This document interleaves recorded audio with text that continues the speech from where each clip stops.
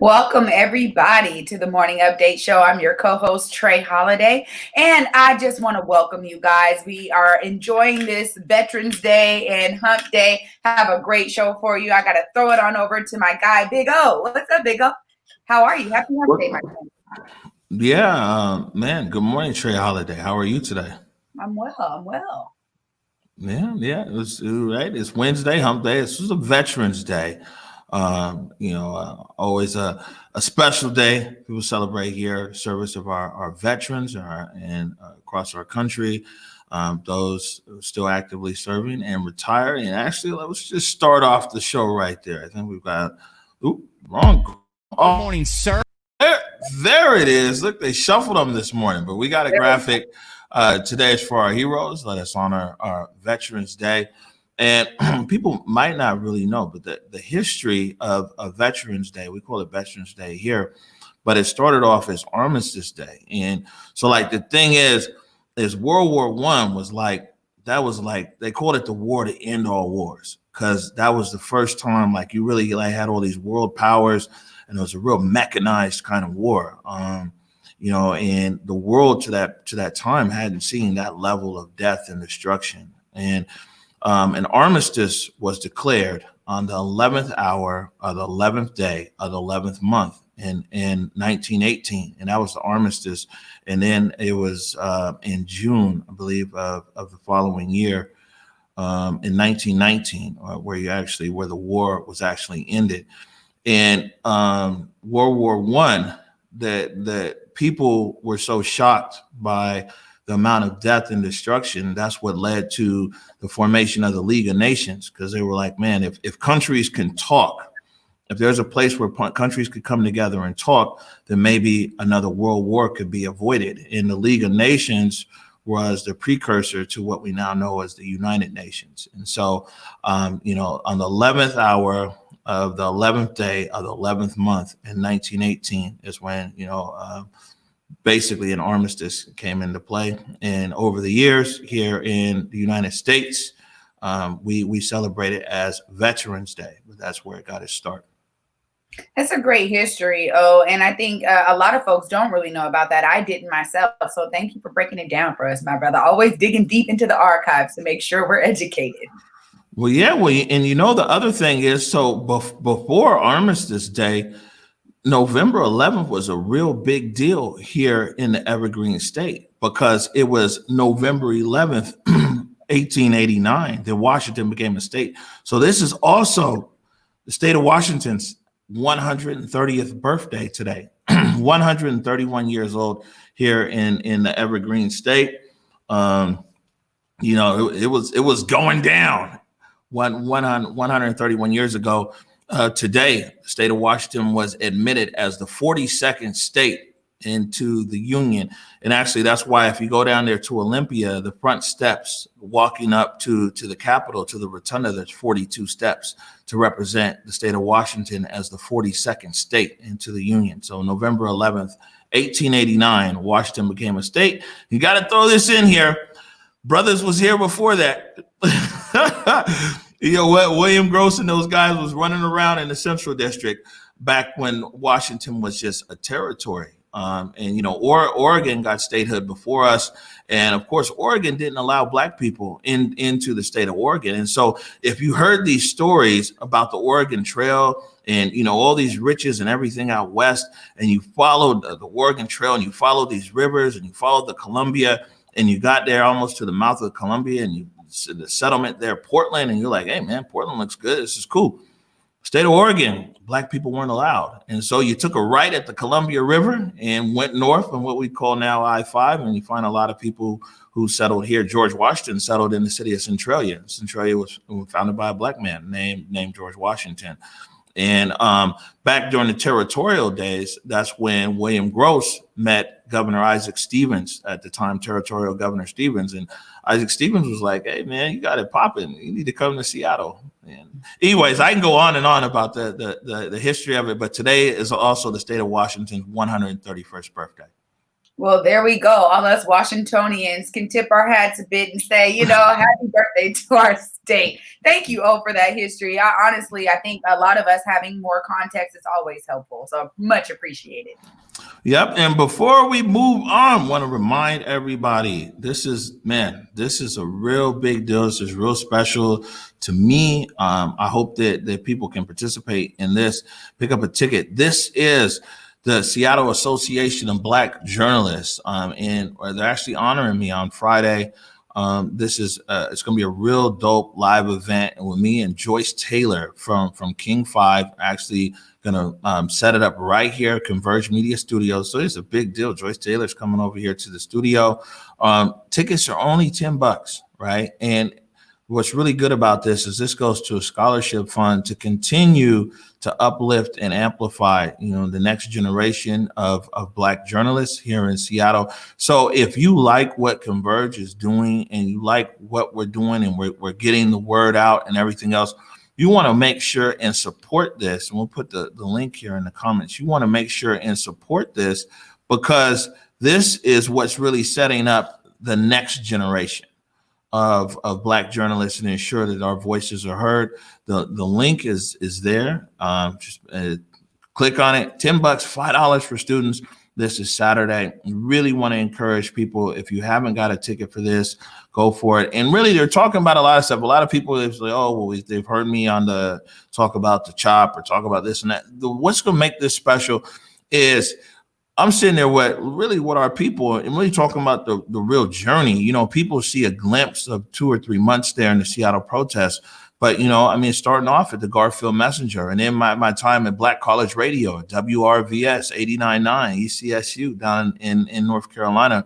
And, my time working at different companies in New York and then over to the continent of Africa and spend time there and my work in the Middle East, all of that before coming back home, before people saw me in the CHOP. So it's going to be a great opportunity for discussion and really want to encourage people. If you haven't got a ticket yet, go ahead and pick that up. Yeah, absolutely. I think you're so right too, because, just knowing you have an amazing journey, my friend, an amazing story. And I think so much has really been culminated with what you've done with Converge. But, that story goes very, very long. So I'm glad that folks are going to be able to hear more in depth and the nuances that you bring to this work. Yep, definitely excited about that. Oh, before I go any further, I gotta tell you, Shayna Shepherd is in the building. She is here, and she's gonna be talking about Shelter Fest. We also got Shelter Fest going on Saturday evening and Sunday evening, where we're uplifting local artists and restaurant tours and some everything else. Man, it's all about giving this weekend. So Shayna is in the building. And last time we had Shayna Shepherd on air, it was like, man, it was almost spontaneous combustion having both of you guys on screen together. So looking forward to that, and we'll talk to her here in a minute. A lot of stuff today has to do with the budget and the mayor and the city council and everything else. And we're going to hop into that, Trey. But before we do, man, I had to really reach out yesterday and reached out to the Seattle Police Department to make sure and set a record straight here. Now, this is and this isn't the publication that I'm getting ready to put up. This is the CapitolHillSeattle.com, and it talks about the man that was killed on Sunday morning down Capitol Hill, Marquise Patterson, and actually Eric Calligraphy was friends with Marquise. And you can go to CapitolHillSeattle.com and kind of read about what's going on there. Here's the thing is, there was a publication that I won't name here. There was a publication yesterday that published an article that said protesters intentionally blocked first responders from responding there to Marquise Patterson. And this is what they published. It said Black Lives Matter protesters and Antifa blocked first responders. And it was like, yeah, clearly Black lives don't matter. And in some areas, it's really inflammatory. And like I said, I'm not even going to mention the name of the publication. But, I reached directly out to the Seattle Police Department, because the thing is this is what I get sick and tired of, is these people use these murders, these deaths in our community to fund and forward their political agenda. You know, I mean, I doubt that the author of this article that I'm talking about really cares. You know, and it was just like, well, another Black life was gone, and it's protesters' fault. And I didn't get involved in this. I didn't follow this up to defend protesters or not defend protesters. I followed this up because this is somebody's son. This is, you know what I'm saying? This is somebody's brother. This is somebody's family who's not coming back. And for somebody to go and print that. So anyway, I reached out to the Seattle Police Department. Definitely want to thank them for getting right back to me. And when I talked to Sergeant Husarick there, SPD, let me put this back up. SPD reports that first responders were not obstructed by protesters in trying to respond to the shooting on Capitol Hill. Not aware of anyone preventing officers from responding on the scene. One more time, sorry, of the shooting, and no one brought it to our attention. But this is the best thing, though, Trey Holiday, about us having our own media and our own platform. Because, you know, I mean, otherwise people can just put information out there unchecked with no regard to the family. No regard, just made up a story. You know, I'm gonna say it like this. When we talk about sensational news, we've been talking about it from the gate. And literally, you really experienced that with the chop, you know, and the way that the narratives were actually being played out in major media. We cannot allow those kinds of narratives to flourish. And I love that you check it at the gate. I think even back to the Sean Kemp thing, without independent media, you don't actually get to the root of a lot of these things. And a lot of the narratives just go unchecked. So you're absolutely right. The need for independent, community-driven media is definitely loud and clear. And, you know, the thing is as well, Trey Holiday, is just in the last few months, as many mothers as I've personally talked to whose children have been murdered here in the city of Seattle. And, you know, it's impacted me in such a personal way. And that's why when I saw this rumor circulating, because I imagine being a parent and you're reading an article that says someone obstructed my child getting aid. You see what I'm saying? And then that's not even true. It's propaganda. So anyways, you know, we swooped in there yesterday, reached right out to the Seattle Police Department. They got right back to us and they confirmed that no protesters, no one blocked the first responders from trying to give aid to Marquise Patterson, who unfortunately passed away. I'm so glad it got cleared up right away. And again, like you said, we always come from the fact that these are people's families. There's loved ones left behind when someone is lost in a bout of violence. And no matter what, it's clear that whoever was reporting in that report that's going unnamed, it's clear they weren't caring about those family members who are still left with trying to understand the details of what happened to their loved one. So again, you know, I'm just glad that it was cleared up by the Seattle police right away. Yeah, and so Dora, Elisa, Vega's like, yo, I wish you could say the name of the public. We ain't even, you know what I'm saying? We not gonna get him no shine because also, you know, we never know. Family members might not have seen that. You see what I'm saying? And man, we ain't trying to traumatize nobody, and definitely we ain't trying to enhance these other people that's just coming with propaganda and using the tragic death of people in our community to push their agenda. Moving on here, Trey Holiday. It was a big day for you and for Africatown Community Land Trust and for the Central Area Senior Center. Got invited to hop on a presser with Mayor Durkin yesterday as she officially put pen to paper and signed over Fire Station 6 and the Central Area Senior Center. So I have 10 here, and we have the ordinance first. Is the ordinance for the Central Area Senior Center that I will sign.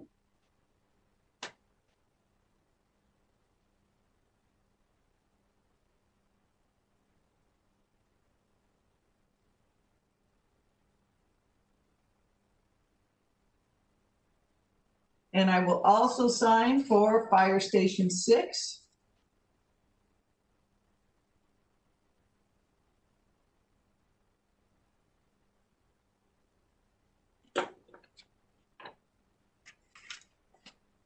After lots of work for many years, it is official.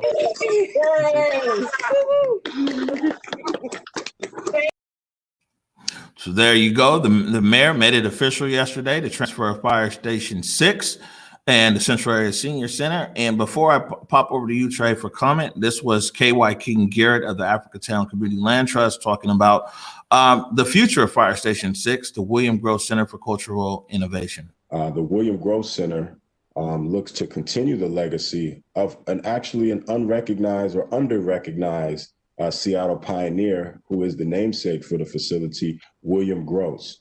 He was a pioneer, early pioneer of Seattle, and he bought 12 acres of land from Henry Yesler in 1882 and established the Central District as a settling place for African Americans to grow as he partitioned off his land. We look forward to William Gross Center for Cultural Innovation and Enterprise at the former Fire Station 6, continuing that legacy by creating space for our creatives, our entrepreneurs, just the general brilliance in our community to be nurtured, to develop, and be connected with providing value in the larger economy around us. All right, Trey Holiday, the ink has been put on the paper. It's official. How you feeling?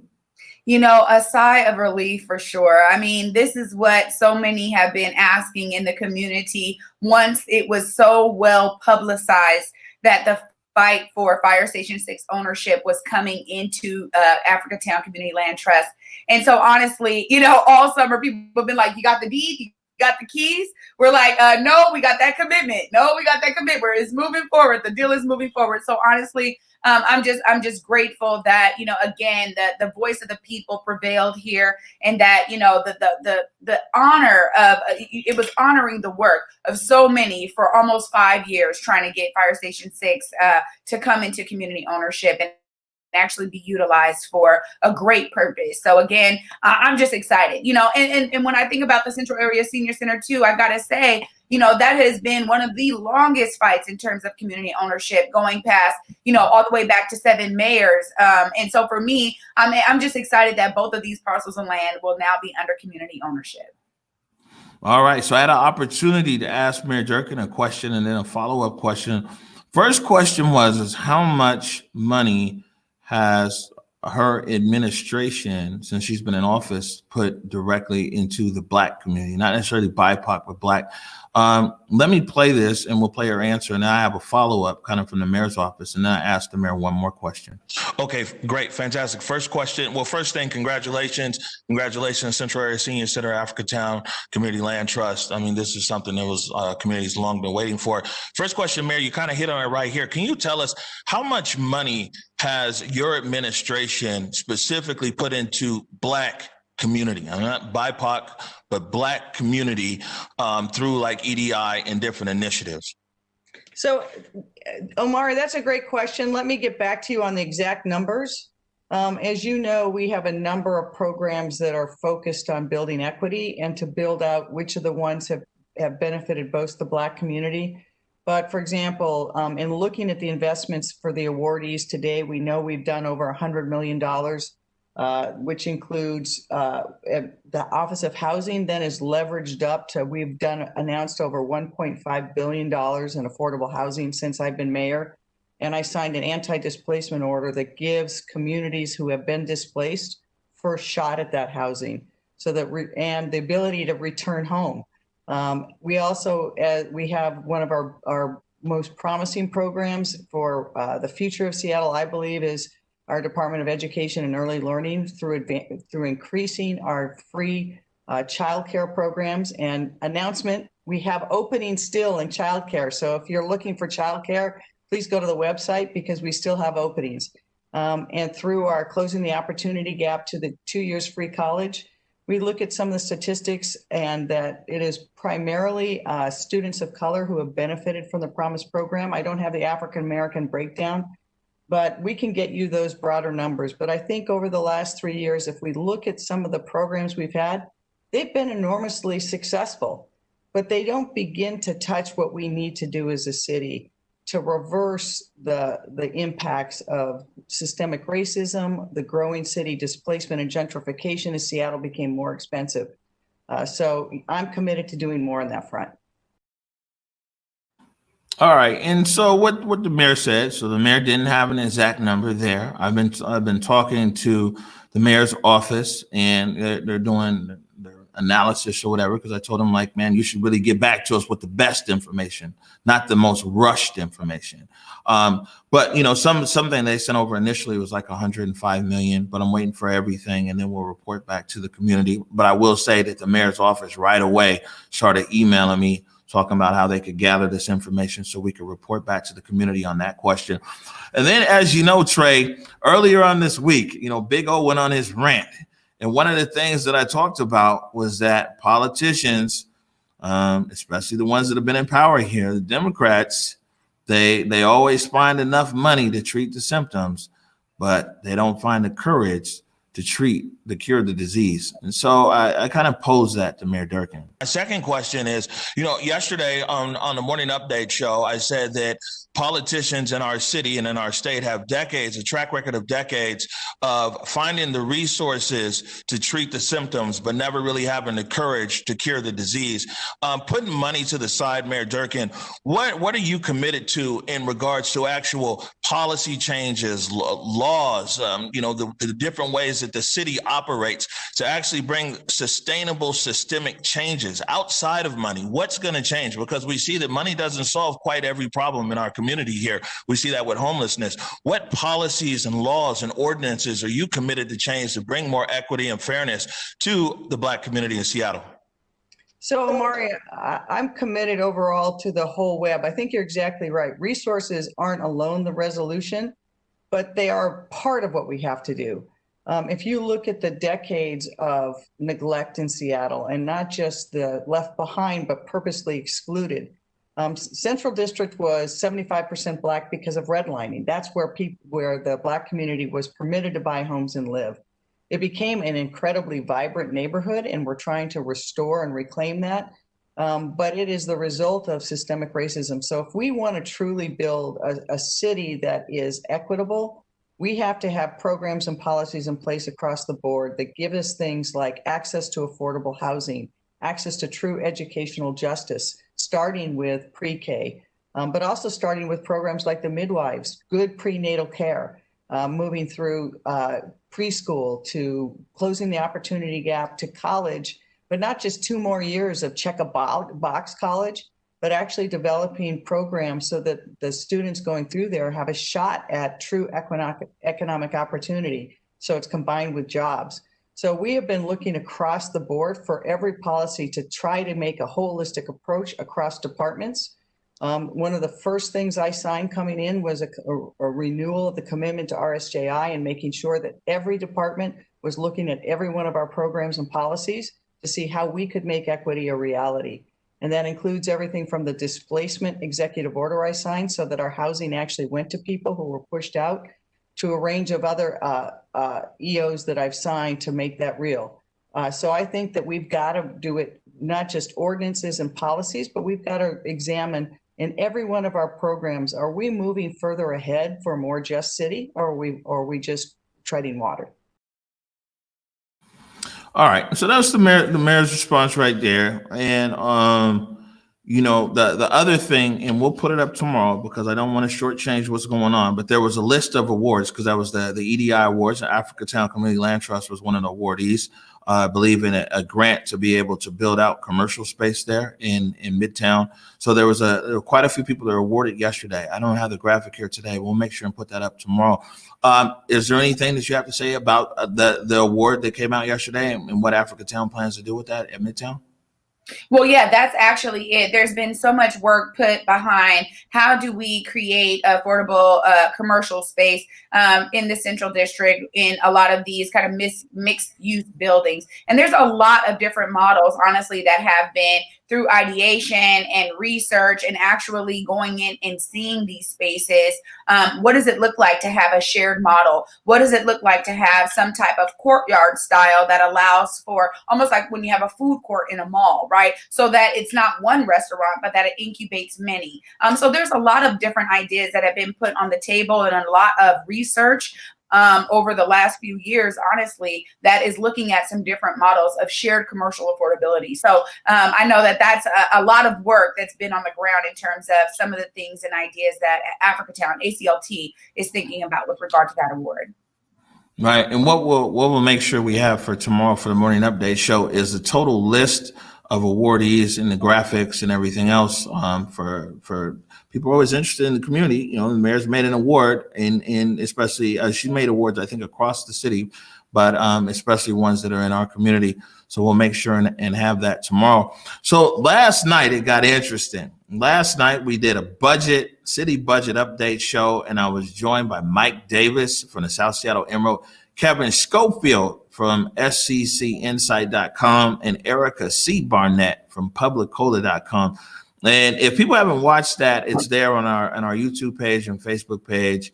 Definitely go check it out because it was real insightful about all the different aspects of the budget as the city council's proposed, from SDOT to the Green New Deal to Seattle Fire to the police, and then to that contentious $100 million everybody's talking about. But what we discussed yesterday, Trey, was, and it was interesting because a few different developments. We had our show, and then also I saw what the solidarity budget was talking about, Nikita Oliver.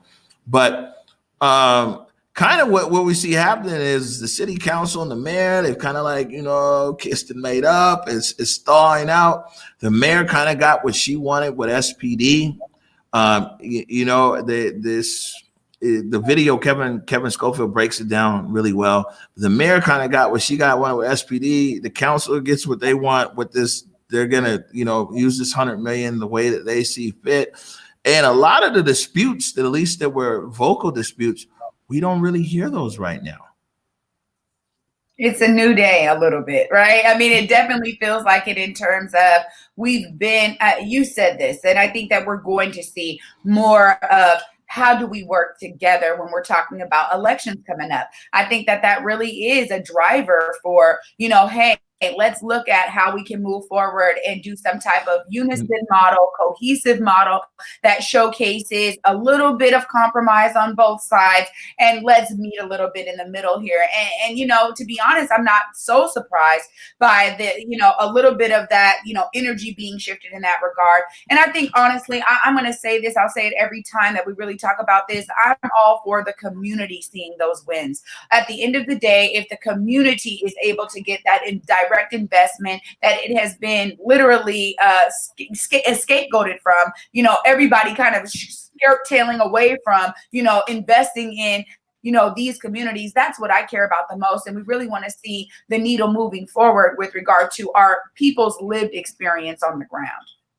Right. Well, there's quite a few theories floating around. Some of them are that, if Biden ever gets into the White House, we'll see what happens, that Mayor Durkan very well might be on her way out. And she's like, hey, man, no more fight. Here you go. You go do this and that.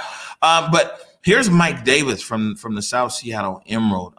We were discussing his perspective as how he sees things between the mayor and the council as to what's going on. Mike Davis, and you chomping at the bit. It's going to look silly, and it's exactly what they're going to do. There's no way that the mayor gives this thing up. I think the reason why the mayor was so happy when she put out that press release is because now she has less accountability to the whole process.